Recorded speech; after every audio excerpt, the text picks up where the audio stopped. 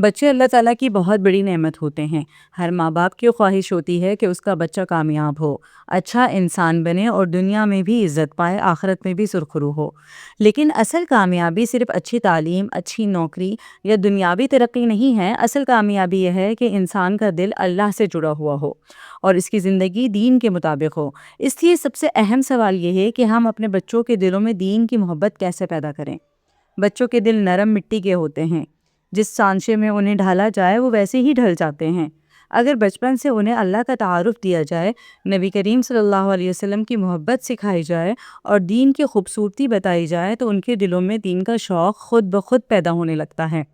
لیکن اگر بچپن سے ہی انہیں صرف دنیا کی فکر سکھائی جائے، صرف نمبروں اور کامیابیوں کی بات کی جائے اور دین کو نظر انداز کر دیا جائے تو بچے دین سے دور ہو جاتے ہیں۔ اس لیے بچوں کی دینی تربیت کا آغاز گھر سے ہوتا ہے۔ گھر کا ماحول سب سے زیادہ اثر ڈالتا ہے۔ اگر گھر میں نماز کی پابندی ہو، قرآن کی تلاوت ہو، اللہ کا ذکر ہو اور اچھے اخلاق ہوں تو بچے بھی یہی سب سیکھتے ہیں۔ بچے نصیحت سے زیادہ عمل سے سیکھتے ہیں۔ اگر والد نماز پڑھنے کے لیے مسجد جاتا ہے تو بچہ خود بخود پوچھتا ہے کہ ابو آپ کہاں جا رہے ہیں؟ جب اسے بتایا جاتا ہے کہ ہم اللہ کے گھر جا رہے ہیں تو اس کے دل میں بھی مسجد کی محبت پیدا ہونے لگتی ہے۔ اسی طرح اگر ماں قرآن پڑھتی ہے تو بچہ بھی اس کے پاس بیٹھ جاتا ہے اور آہستہ آہستہ قرآن سے مانوس ہو جاتا ہے۔ اس لیے والدین کا اپنے عمل سے سب سے بڑی تربیت ہوتی ہے۔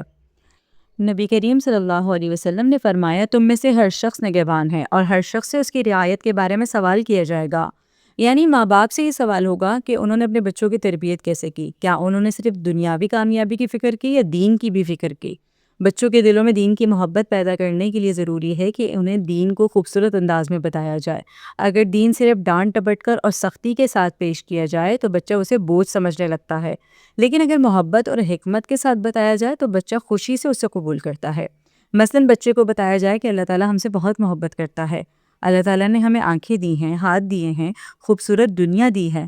جب بچہ یہ سنتا ہے تو اس کے دل میں اللہ کی محبت پیدا ہوتی ہے۔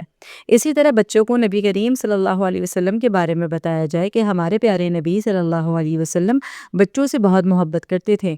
آپ صلی اللہ علیہ وسلم بچوں کو سلام کرتے تھے، ان کے ساتھ مزاح بھی کرتے تھے اور ان کی دلجوئی بھی کرتے تھے۔ جب بچے یہ سنتے ہیں تو ان کے دل میں نبی کریم صلی اللہ علیہ وسلم کی محبت پیدا ہوتی ہے۔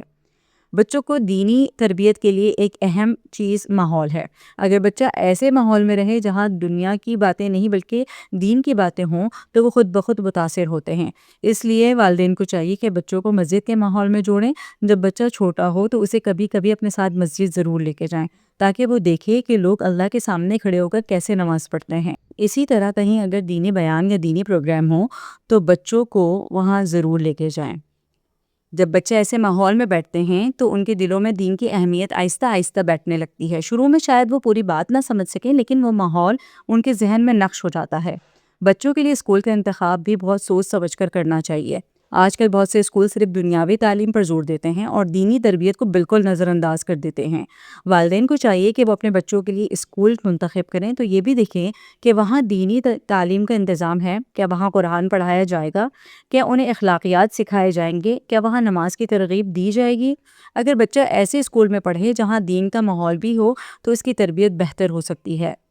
بچوں کے دلوں میں دین کا شوق پیدا کرنے کے لیے ان کے ساتھ وقت گزارنا بہت ضروری ہے۔ آج کل بہت سے والدین مصروفیت کی وجہ سے بچوں کو وقت نہیں دیتے، لیکن بچے سب سے زیادہ اپنے والدین سے ہی سیکھتے ہیں۔ والدین کو چاہیے کہ وہ بچوں کے ساتھ بیٹھیں، ان سے بات کریں، انہیں دین کی چھوٹی چھوٹی باتیں بتائیں اور ان کے سوالوں کا جواب ضرور دیں۔ اگر بچہ کوئی سوال پوچھے تو اسے ڈانٹنے کے بجائے پیار سے جواب دیں۔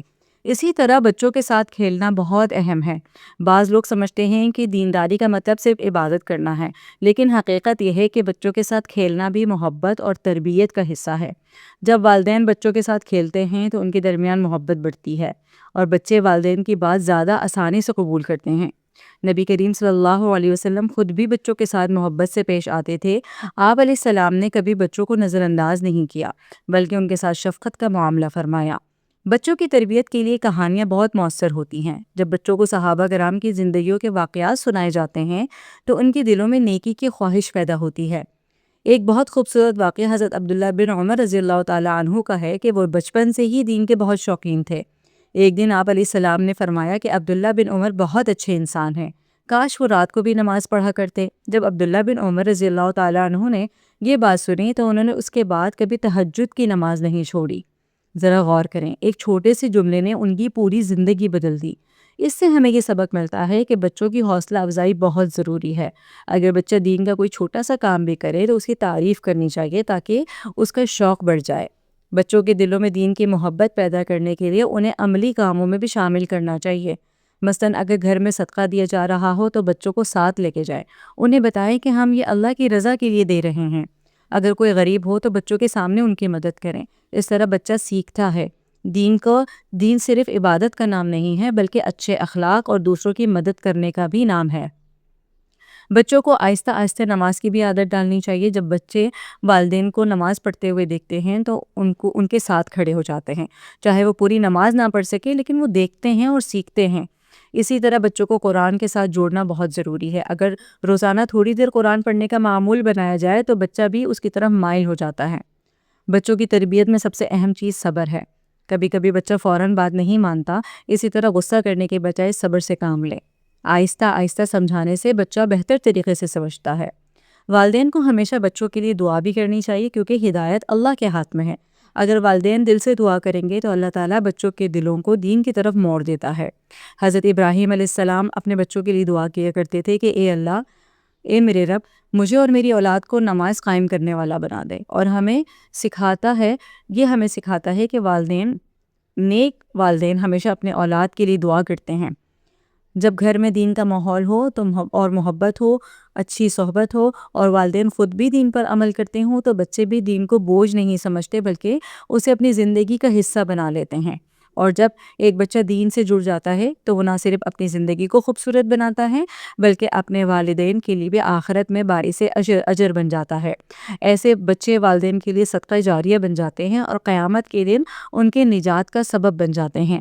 میرا نام سعدیہ ہے۔ میری ویڈیو اگر آپ کو پسند آئی ہو تو میرے چینل کو سبسکرائب کیجیے گا، میری ویڈیو کو شیئر کیجیے گا اور اچھا کمنٹس کیجیے گا۔ ملتے ہیں نیکسٹ ویڈیو میں۔ السلام علیکم۔